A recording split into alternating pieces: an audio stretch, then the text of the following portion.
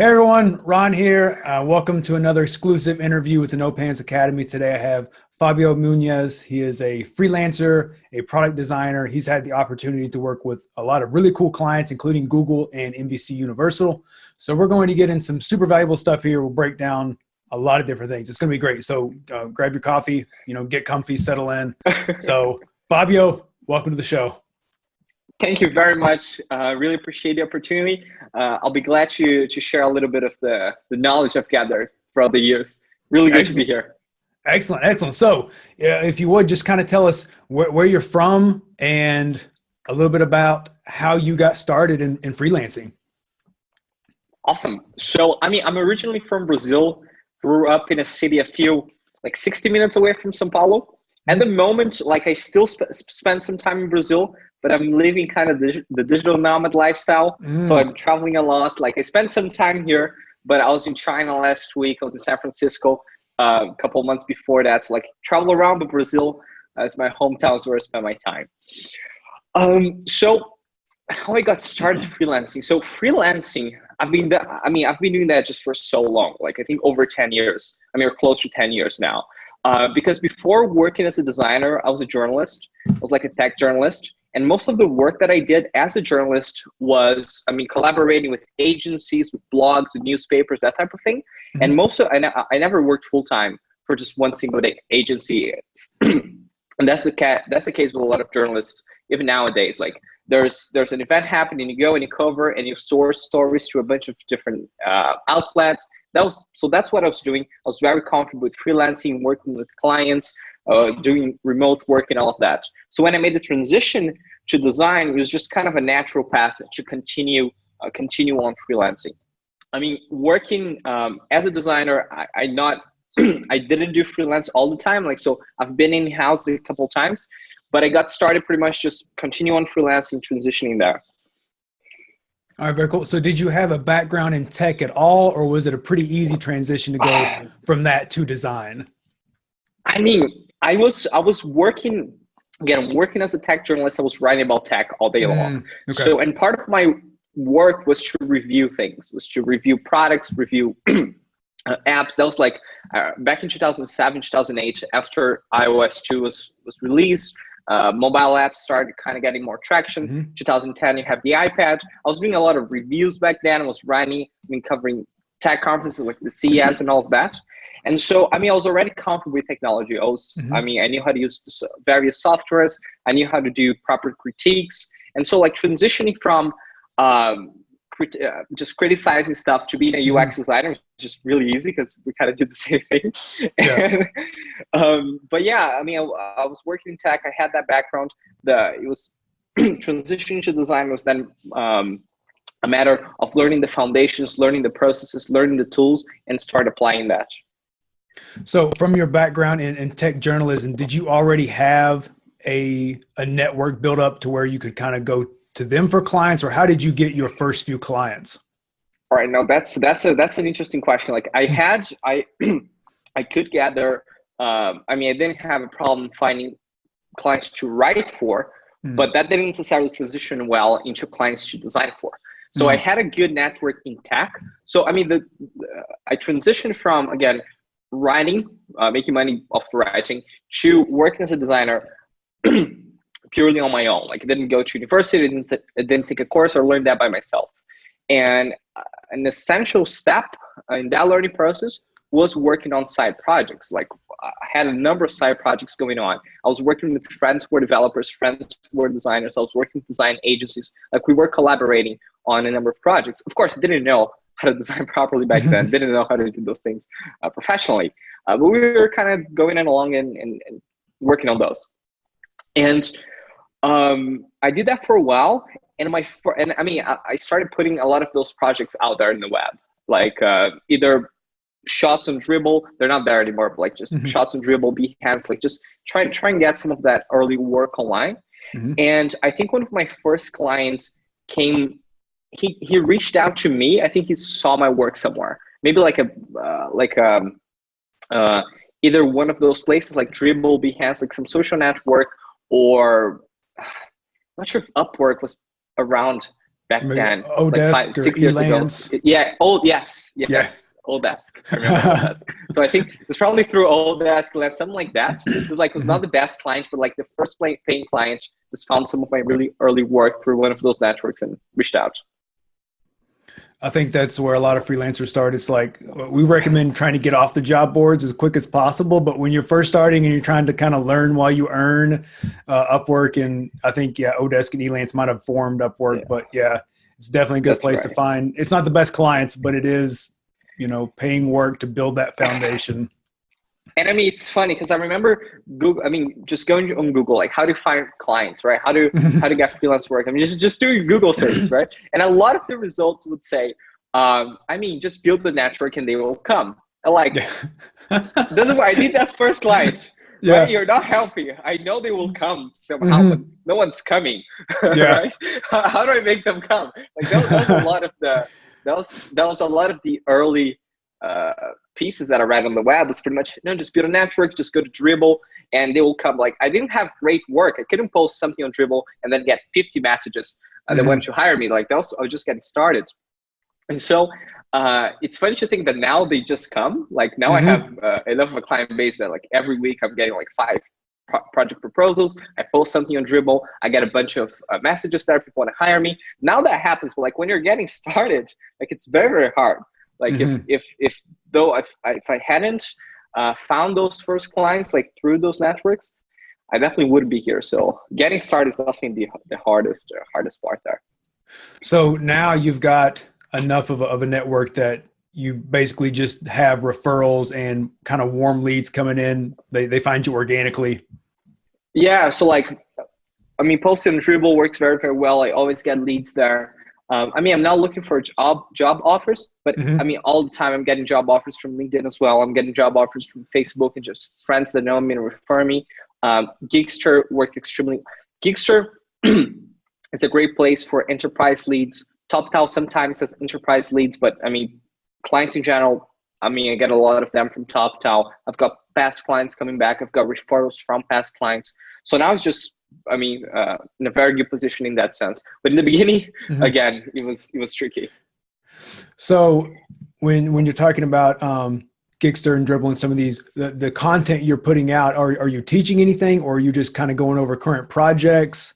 Like, what does that content look like? Got you.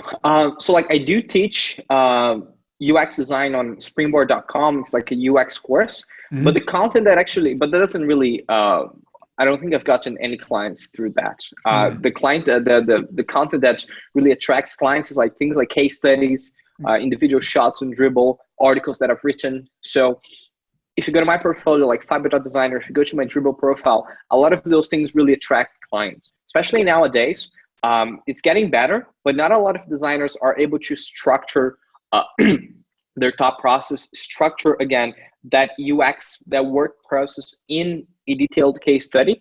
Hmm. And the ones that do sometimes don't have a good visual deliverable. So it's hard to find someone that does both. And I've Hmm. learned to do that throughout the years. So now when I post those things online, it gathers, it again brings clients. Hmm. Okay, awesome. So I know that you work. I checked out your website and I saw like wireframes for websites. I actually saw some app development. What does your kind of workflow or work process look like, and how is that different depending on whether it's an app versus a web design or some other type of like development? Got you. So, I mean, I usually own the design process, right? Usually I go all the way from early research to sending assets to front-end developers and doing quality assurance. Like, so I usually own the design process. In some stages, I'll do only the research or I'll do only the visuals and I'll do only the wireframes. So in some projects, it may vary. In general, what dictates the actual process for a project is not so much the platform. Instead, it is like the time frame we have, the budget we have, and the responsibilities I'll have in that project. So if a client has, okay, hey, we have budget for like 3 months and we want to create something from scratch and we want to do it right. We want to start with research, we want to do tasks and all of that, and you're going to own the entire process. In that case, it could be an app, it could be a website, it could be like a virtual reality thing, like it doesn't matter Mm. much because the process will be the same. However, if a client approaches me and he's like, hey, I need you to do the research in just like 2 weeks for this app that we're building, that's going to be a very different process than what I outlined beforehand.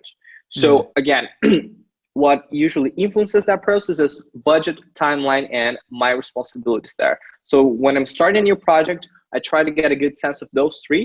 Of course, you also need to understand the business that you're working on. You need to understand the users and the context of that problem. But understanding those three things is usually what dictates what the process will look like. And so when you said that sometimes you own the design process yourself, when you do that, is it just you, or do you have a team that you work with? Usually it's just me for most freelance projects. Like sometimes I'm collaborating with other designers, but that's, I mean, at least in my position, it doesn't happen that often. You'll usually collaborate with the team if you're in an agency environment, or if you're working again in a larger company. But usually, for example, the project that I worked on with NBC Universal, that was internal project and internal redesign of an existing tool, and I just own that redesign. NBC Universal's design team, they did not participate in that, so okay, that's So at this point, you've got a pretty well-established business. You've got a lot of people coming to you. Do you find that you have to say no to a lot of clients? yeah, I had to say that today, actually.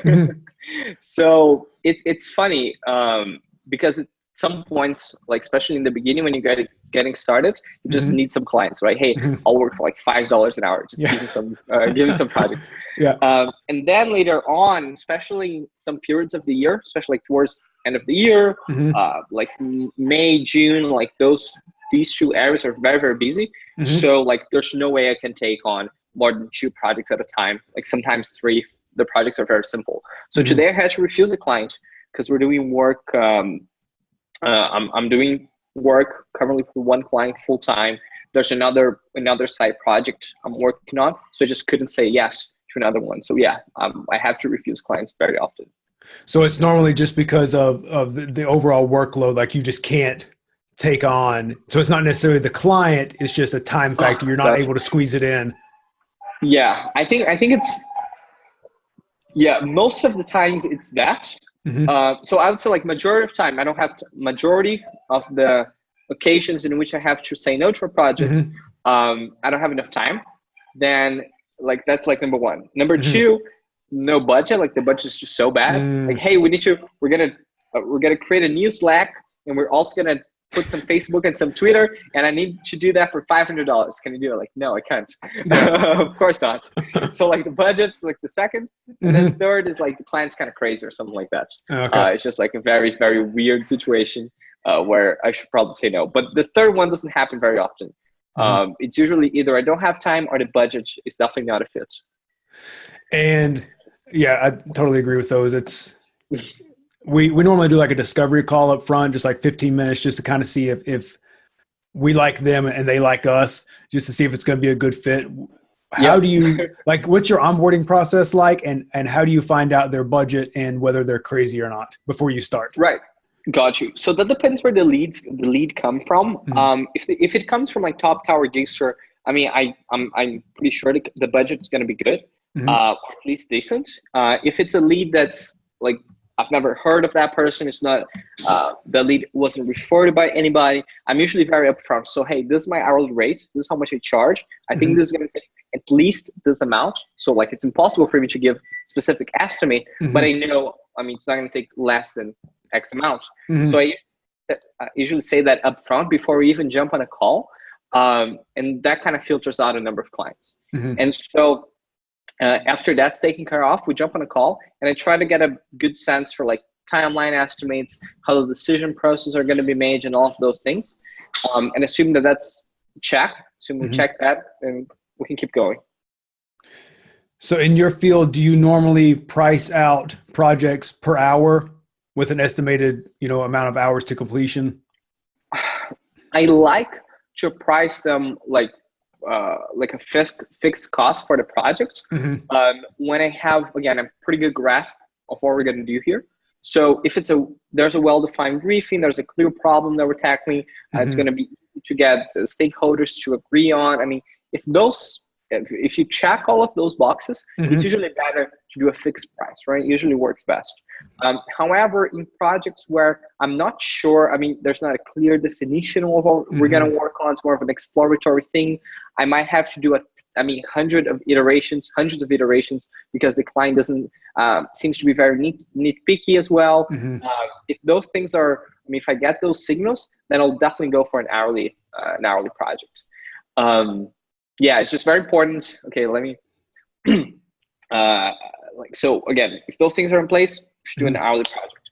I think that it's just essential for you to make sure that the things that you agree on are on paper. And nowadays, it's just very, very easy to get an agreement. But I remember like a couple of years ago, a year ago or a couple of years ago, I was just super comfortable with the projects that the clients that I had, because we all had great agreements. I never had an issue, right? Never. So when you're in that position, like you get used to everything working well. So I get this new client, right? I get a new lead, not from my network, not from any of the networks that I'm interested in, cold lead. I mean, like South Africa. We have a client call, and it seems okay. Like, okay, let's work on this. And I don't bother like creating a very detailed agreement. We're just like, hey, this is my hourly rate. We're going to do some hours, and kind of keep going. It's like very high level, right? You shouldn't do that. You should be very, very specific. But I didn't, because for years I was just used with everything working well. So we do that, and we keep working. And the client turns out to be like very picky, like change the color of that button. Oh no, just rethink the whole interface and do that and do that. So I end up spending like 150 hours on the project or something. And so when I actually invoice the client, he goes like, oh, I don't have money. I can't afford that. Oh no. Yeah, exactly. So what did you do? What can I do? I was like, okay, how much can you afford? And he's like, all right, I can afford this, and I'll borrow some money from my dad as well, and then I'll pay you this amount. So like, all right. The money I was going to spend on lawyers, like suing, or it wasn't worth it. But if I had an agreement in place saying, hey, you were absolutely aware that all the hours that I account for, I'm not going to have to report to you. We had a really detailed agreement in place, then actually going through the legal route would be much easier. But yeah, you gotta make sure you have those things in place. That's terrible. There's two things I want to pick out there. One is the hourly versus project price. I totally agree. If at all possible, like a project price, it's usually easier to convince them of it too, because sometimes they'll balk at your hourly price is what. But if it's wrapped up in a project, they may be 50 hours of work in there. But sometimes, especially like with us, we design funnels, we do copywriting, we do a lot of different things. If it's not going to be here is a funnel or here's a piece of copy, there's going to be more strategy and back and forth. Definitely hourly is a good route to go, because if they don't know what they're doing, like if they don't know exactly what they want yet, then there's going to be a lot of questions, a lot of, strategy sessions. So it would be better to be paid for that as opposed to just kind of helping them figure out what they want and then getting paid for just that one deliverable. Absolutely agree with that. And then with the having some type of not even necessarily a contract, but the expectations on both sides, so they know what to expect and then you know what to expect, so there's no surprises, there's no, oh, I don't have the money for this, because that's the worst feeling in the world, because you put your heart and soul into something, you want to provide great service. So it's nice to have that to fall back on. That or another thing, like with our copywriting, we have just really simple, I don't even know if you would consider them contracts, but it's just kind of the rules of engagement. We will do so many revisions if they're reasonable. You can't say, oh, well, I want to change my offer. Can you redo this? That's, that's a change. If it's like slight tweaks, we try to include that stuff, but just so you can look back and say, I gave you this at the beginning of the project, have a look at it. I do or don't do this based on that. And that could hopefully avoid some of those problems. Yep. Absolutely. It's just essential to have that contract, essential to have that written down. It can help, it can save you from so much headache. So with a lot of your clients, do you work on like long-term projects, or is it retainers? Like how long because you say you take on just a few a month, it sounds like. Are you spending Yep. months at a time on individual projects? That's a very good question. It's usually hard to wrap up a project in less than a month.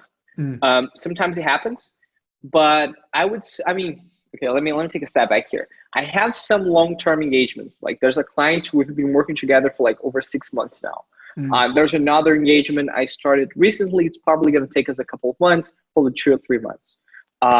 And those things exist. So like that, I wouldn't say that's the majority of it. I think that the majority of projects, they take any time between 4 and 8 weeks. That's usually the okay. average, between 4 and 8 weeks.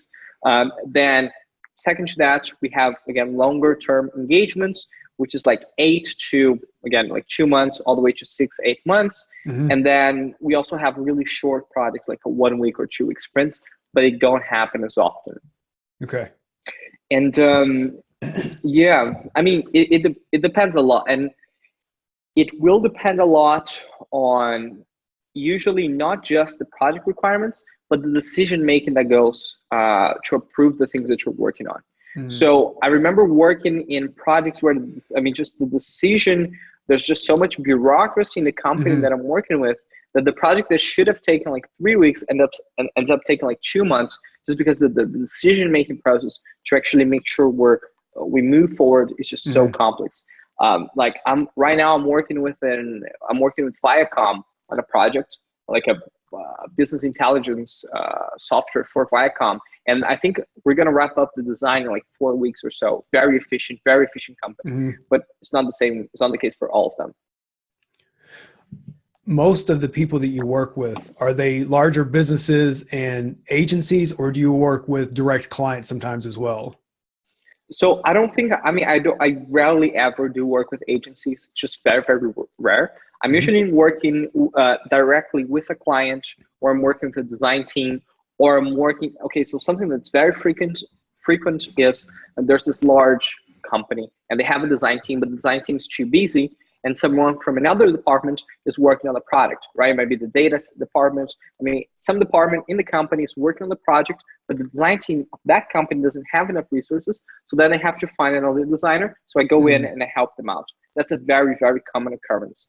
But that's for larger companies. For smaller companies, I'm usually working directly with the product team. I'm working directly with the founders. It's very rare for me to work with agencies or work with like a third party there. okay. What does your daily kind of work day look like? Do you work 9 to 5, Monday through Friday? Are you all about the flexibility, like the hustle? What does that look like? Good point. So I mean, I try to wake up as early as possible, like 8 a.m., maybe 7:30 Hmm. a.m., and start working. I'm gonna take a break close to like 4 or 5 p.m. To kind of go to the gym, workout. I'll be back and I'll do some more work until like 11 p.m. or midnight. Um, However, I can't just sit down and do design through all of those hours, because I mean, I've got client calls, I've got student calls, I've got to reply Hmm. to emails and do all of that. Hmm. So I'm usually able to squeeze like maybe 5 or 6 hours of productive work, Hmm. 100%, and then the remaining goes for email, clients, calls, and all of that. So Do you try to, um, go ahead. I said, do you try to batch process like your calls, your emails, certain times or parts of the day, or is it just kind of where you're back and forth with so many people, it's kind of an all day affair? I mean, for email, I definitely restrain that. So, okay, I'm going to do email now and I'm Yeah. going to do email during the night, right? So, email, I'm Hmm. definitely trying to restrain that. I keep Hmm. an eye if something's urgent, but usually both of my replies are going to be the morning or night. As for calls, it depends a lot of my energy. So, sometimes I've got like 6 calls in a row. I'm like, ah, but I got to do it. So I go ahead and do Yeah. it. In other days, like if I've got six calls in a row and my energy level is just super down, Hmm. I'm gonna have to reschedule some of those. Okay. And yeah, I mean, usually it works out just fine. Like somehow everything kind of goes into place. Hmm. I don't miss deadlines or anything like that. Just kind of all ends up working together. Sometimes it doesn't. Like, especially when I'm traveling and the time zone Hmm. is different. Like, especially for our interview, like Yeah. for everyone who's watching, like we've tried to schedule this for like 3 weeks, and the first time it just Yeah. crashed because it was jet lagged and it completely missed it. So sometimes it doesn't work that well, Hmm. but usually it does. That's funny. That's an interesting point because I always try to, batch process, and you always hear people, yeah, batch process everything. But I hadn't thought about the people who say they have a full day. Okay, I do all of my client calls on Friday. And then if you think about it, it's like 8 hours on the phone talking with people. And it's just like, oh, that would be draining. I think maybe I don't want to batch process that. Yeah, it's kind of crazy. And I mean, it's funny because I mean, I've got the AC here, right? So when I'm doing, well, this is funny. When I'm doing just design work, it's usually like 23 degrees Celsius or 24. I'm just doing the work. But I notice that every time I'm like 3 hours in a row doing multiple calls, I have to bring down the AC to like 18 degrees because it just gets warmer. Like I'm talking, I'm doing this. So that's one of the effects of it. Like it's very important to try and manage that.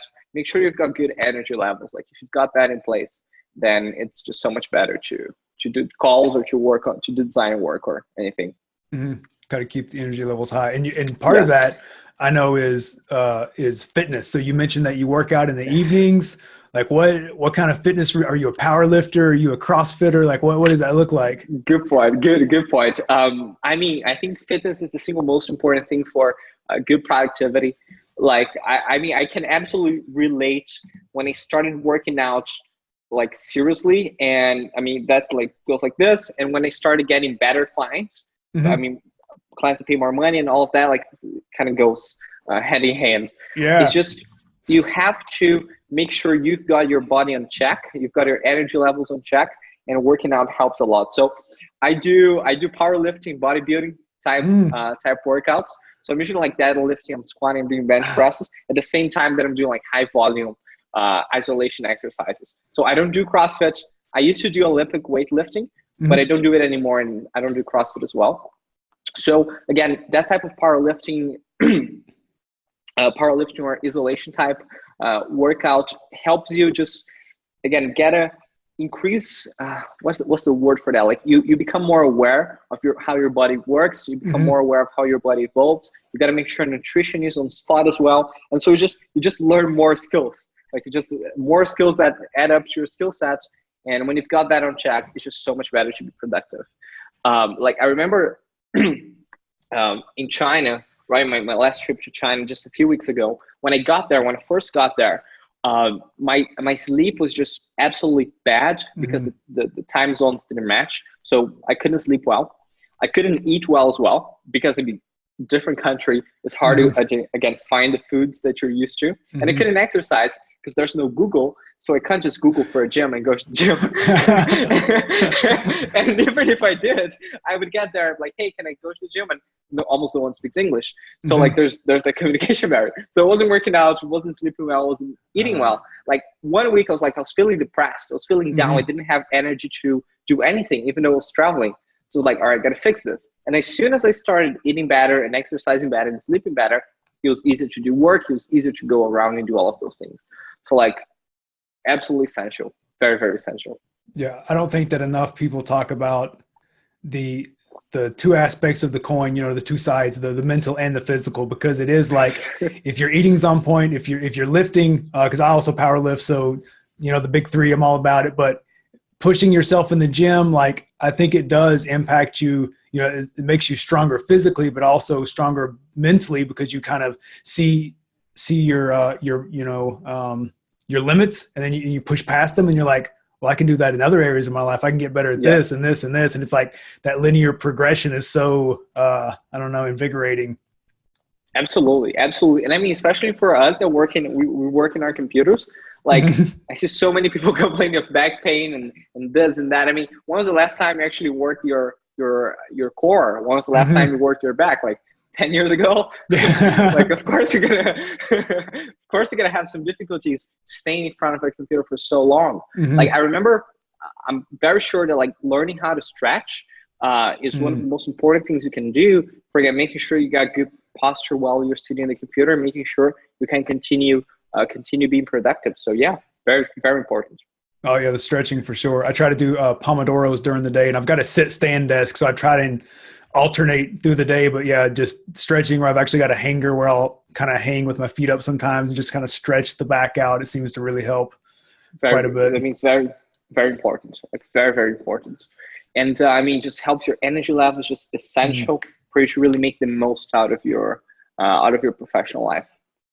I'm really glad that we got to talk about fitness because it doesn't come up a lot, depending on, my interviewees. So that's, I definitely wanted to bring that up because I know also with traveling, like it's got to be harder. What did you end up doing? Were you able to find a gym in China? Did you do just body weight stuff? Body weight exercise in my hotel room. Just like found some spots. I did a bunch of burpees, push-ups, sit-ups, and all of that. I mean, you got to do what you got to do. Yeah. And usually, in most places, it's fine to find a gym or to find a park that you can go and you can work out. But China is just specifically hard because you can't communicate and you can't use Google. So very, very tricky. I hadn't even thought about that. The no Google, you can't just just Google. It's like, no, you can't. Yeah. I mean, and even if you're using a VPN, no one's on Google. Like there's nothing on Google. It's not accurate because everyone's on Baidu and the other engines. So even with the VPN, no one's there. Like only the more Western type places like coffee shops and stuff are. Like regular gyms that you can go to, like a powerlifting gym, like they're not on Google. Yeah. So how do you find them? It's just very, very tricky. And but this is essential. This is very, very important. Like if you're not comfortable with your body, like if you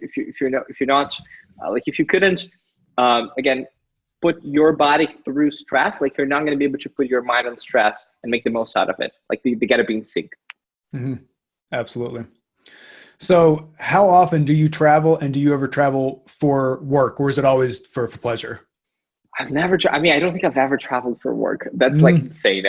Even though I have clients in like San Francisco, London, Australia, like various places, when I go there, it's never for work. It's usually because there's a concert I want to go to, or I want to see that place, or I have a friend I'm visiting. So I end up traveling like maybe 6 to 7 times a year ish. Sometimes more, sometimes less, but usually that's I think that's the average. And I never travel for work. I always travel because I want to know the place or there's something happening there. Oh, that's awesome. Do you have to work much while you go, or do you kind of turn off for a couple of weeks? I usually have to work. I always end up working. I try to do as much work as I can beforehand. I kind of push some of it to do it later, but I almost always have to end up working. It's very, very hard to just shut down completely. Completely, yeah. My wife and I spent 6 weeks in Oahu in Hawaii, and we had to take work with us. So we tried to, we went to the beach every day, but we still tried to, like, when it was super hot outside, we would try to just lock up, do a little bit of work, and then just kind of be done with it for the day. But we couldn't completely kind of like shut off work, oh, you need something, I'll see you in a couple months. It just didn't work out. It doesn't work like that. It's just like, it's just hard to do that. I remember having client calls, like the airport, having client calls in the hotel room, with like last time I was in July-ish. I was in Rio, like a little city close to Rio, like Búzios, and I was just like sitting down, I was having lunch, I was having like a drink, and I was having a bunch of student calls, just mentoring people. so that's always funny. But yeah, you kind of have to do the work. It's very hard to shut down. I was checking out your Instagram before the call too, and you've got a bunch of like really cool black and white photographs on there. And so I was going to ask you, does that have anything to do with your business or a side hustle, or is that just a hobby? I mean, no, it doesn't. It's really just a hobby. I think I've started that 2 years ago. I think about like 3 years ago-ish. It's just a hobby. Take some photos, take some pictures of my phone, post them on Instagram, like not related whatsoever to the business. So do you have any other hobbies you do? So when you're not powerlifting, you're not, globe trotting, you're not working, you take photos. 24 hours a day, like. Yeah. That's what I started thinking. I was like, well, traveling, powerlifting, photos, like, got 24 hours. I like to do magic. So like I can do like magic tricks. Yeah. Been practicing this a lot. So there's this, and I mean that's pretty much it. Like there isn't much room for anything else. And sometimes you sleep. I try to. Yeah. I mean, I think it's worth talking about that. I used to, especially when I was getting started, I used to work like Sunday to Sunday, and I think I spent like 2 years having read like 2 books per year or something at most, going to like one event per year or something. Like I was just like focused 100% in work. And that's fine. It worked out, like kind of helped me get to where I am. That's okay. But I mean, it's not healthy for you to just read 2 books a year. You're definitely, you're lagging behind if you're doing that. And so something that I had to like consciously do is look at my to-do lists, like my list of tasks, and include tasks there with the same priority as client tasks, such as, okay, read 45 minutes today, or meditate for 10 minutes, or sleep well, or like make sure you're doing this, make sure you're doing that. And again, same priority as like delivering client project is like reading 30 minutes. So this year, I think I'm going to finish like 35 books, or like 32, 33 for the year. And that would not have been possible if I had just like done client work and just focused on work 100%. It's very important like to balance those things out. Yeah, absolutely. Being able to work, not just, in the business constantly, but work on yourself and being able to grow. I've also, you talked about the direct correlation between the two things. And I agree, like being able to take time to meditate and work on yourself. I don't know, you also start to realize that business and your work isn't everything, making money isn't the most important thing. So it gives you a chance to kind of step back and I'm a big fan of, I try to do my meditation and my reading in the morning to get my mind right before the day starts, because especially as freelancers, like it's just us and our computers. So the more we can get our minds in that good zone, the easier it is to kind of push throughout the day.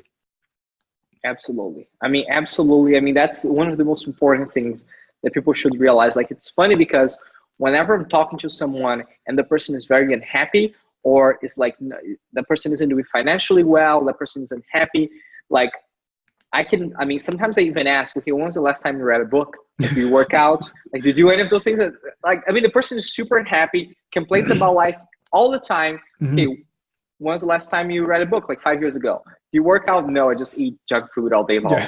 Like, it's like you can get a book for free at library. You can just exercise at home. Like, you don't have money to do those things. And they have a huge impact on your life in general. So yeah, very important. And they probably think you're crazy when you're like, what's the last book you read? And they're like, what? What's that got to do with anything? What is that? Why does that matter? Like, come on. Like, insane. Like, I was talking to this person the other day, and he was complaining, I think, that he was overweight and he wasn't happy, right? He was like, man, I got old. Now I'm overweight. When I was your age, I used to play soccer. I was super fit. Like, do you still play soccer? No, I don't. All right. Why do you think that those things happen? Yeah. That's crazy. Like, you used to play soccer and eat well and do those things. Now you don't do anymore. It's not old age. It's just that you stop doing the healthy stuff. Stop playing the soccer. And then it's like the less you do physically, you don't want to eat well. And then it's easy to just do junk food and sit around and feel bad. And it's like it progressively gets kind of worse and worse. Absolutely. Absolutely. So you've read probably 2 or 3 books a month all year, which is awesome. What are some of the biggest, best books you read this year? Good point. Good point. Let me open up my list of books for the year. That's a really good point. So some of these I probably shouldn't say them. Like, I probably won't share some of these because they're like very they would probably be unpopular choices. Like, I don't think I'm going to share them. That means the best ones are the ones that nobody knows about yet. I'll email them to you later. Okay, I'll check them out. Okay, some of the ones like in public state that are good. There's one called "How Did You End Up Here? The Surprising Ways Our Questions Connect Us." It's a short book, like 30 pages, but it has a bunch of questions that you can ask people to just develop better rapport. So, I mean, just a lot of really interesting questions like, hey, what's your craziest travel story? Like, it's something that most people are going to love to answer. It helps connect you much better than what I think of the weather, for example. Yeah. So this is a great book. I've read, so Influence, The Psychology of Persuasion and Persuasion, both by Robert Cialdini. They're phenomenal books about the topic, just like essential, very, very important. You have Secrets of a Master Closer by Zig Ziglar. And it's like a sales book, a very old school sales book, and it's geared towards people who used to do door-to-door sales. But a lot of the principles that go into doing that type of old school sales still apply nowadays for getting clients and a lot of those things. So it's, again, very important to develop that knowledge. You've got another one which is really good. It is, come on, what is this? All right, so The Brain Electric, the dramatic high-tech race to merge minds and machines. It's a book documenting a little of the efforts happening nowadays about brain-computer interfacing. So, I mean, that's an exciting field, and this book really dives deep, talks a little about that. So yeah, these were some of the most exciting ones. I've read a bunch of stuff, a lot of design stuff as well, but these ones were really cool. And then there's the ones I can't share here, but I'll email them to you later. Okay, awesome. I'm excited to check them out. But it's interesting that you've got classics, Zig Ziglar, Robert Cialdini. I mean, old school. I mean, I know his newest book is newer, but his the original influence was like 20 years ago. That's old school. Then you've got stuff about cutting edge brain tech design. It's very well rounded. Yeah. It's very. I mean, I think it's very, very important to like try to look at the basics and then look at some of the modern stuff that's going on. It's, I mean, you got to sort. I mean, I read a lot of books about sales earlier this year. Like Zig Ziglar was one of them, but there's another one which is by Daniel something, which is To Sell is Human, and that book's just utter crap. It's just like so bad. A lot of people like it, but I found that to be just utter crap. And it's like modern and trendy, but like it's still modern, trendy crap. So you got to kind of sort through that as well. So especially we work with startups. So a lot of startup books that come out nowadays, like you've got, I'm not going to name any names because like I definitely don't know the guy who wrote To Sell is Human, but some of these startup books.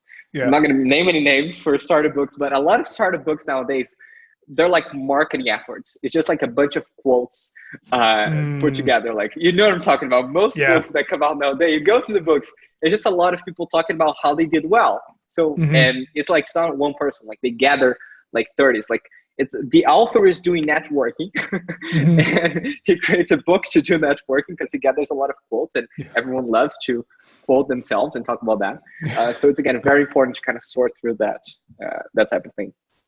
It'll be interesting. I know what you're talking about. The books, they're all super fluff. Because it's like people still read Dale Carnegie and some of this stuff. I mean, decades later, if those books will stand the test of time, and 50 years from now, people are talking about, you know, the kind of modern, trendy, and a lot of like entrepreneur books that are just kind of filled with fluff and quotes. Yeah, I mean, that's just terrible. Like you have, for example, The Hard Thing About Hard Things by Ben Horowitz. That's an amazing book.